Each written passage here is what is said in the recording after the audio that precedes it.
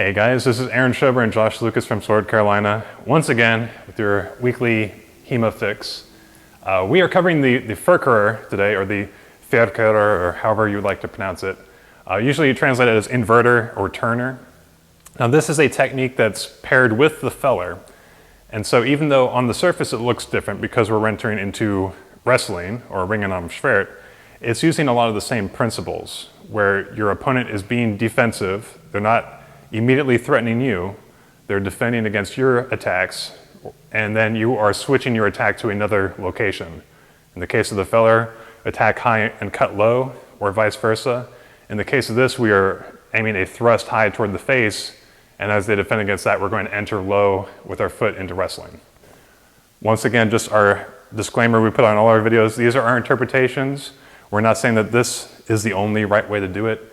There's lots of other options out there. If you have another interpretation or some other ideas of what to do in the following techniques, if you've thrown him or if he refuses to be thrown, let us know in the comments. Share some information out there.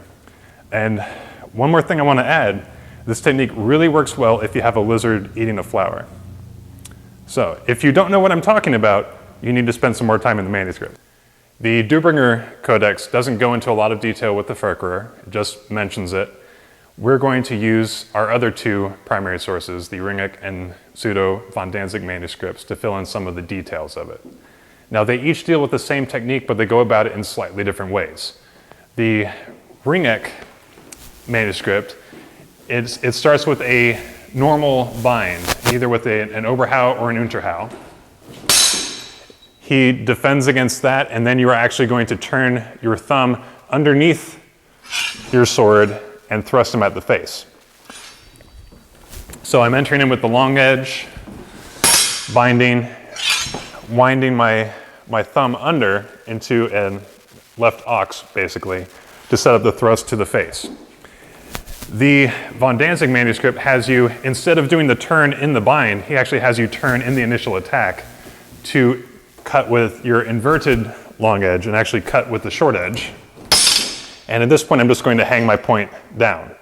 So we end up being in the same position.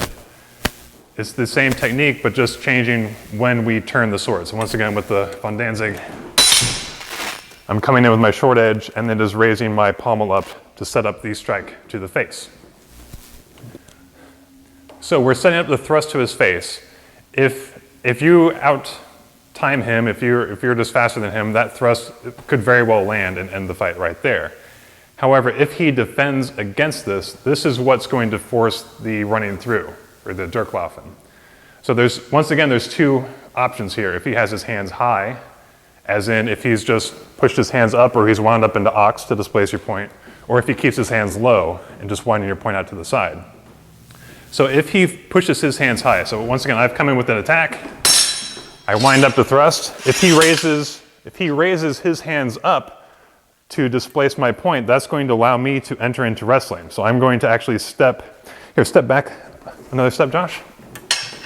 That's going to allow me to step with my left foot in between his feet, take my left hand off the sword and wrap around the small of his back. And I'm going to leave my sword up here, either bound against his sword or bound against his arms as we are now, so that I'm not going to get hit in the same time. And this is going to allow me to throw him over my leg. So I'm setting up, blocking him with my hip, I'm throwing him over my hip. And that's if he blocks high. If he keeps his hands low, so once again I've come in here, wanting to thrust. If he's pushing me off to the side, I'm more likely going to go against his elbow. Once again, I'm going to step in between his feet to try to mess up his balance. But I'm actually going to step in and grab his elbow with my left hand and push his elbow over. I may be able to throw his balance off enough here that he's going to actually be thrown with it, but if nothing else, it's really putting him in a compromised situation. I think that you guys can see that. Either one of these could end up in a throw, but even if you don't throw them, you're ending up unbalancing them, getting them twisted up and bent over, and you still have the sword in your other hand. So it'd be very easy to come in with a pommel strike, one-handed cut, one-handed thrust, anything of that nature as well. So simple technique, but there's a lot of, it's very practical, it's very fast. But once again, this is going to work if the person is on the defensive. If they're trying to come in with a same time attack and they're blocking your thrust, this is not a safe thing to do. So remember, rule number 1 is to not get hit. Rule number 2 is hit the other guy. So if they're on the defensive, then you can rush in and attack. So be careful.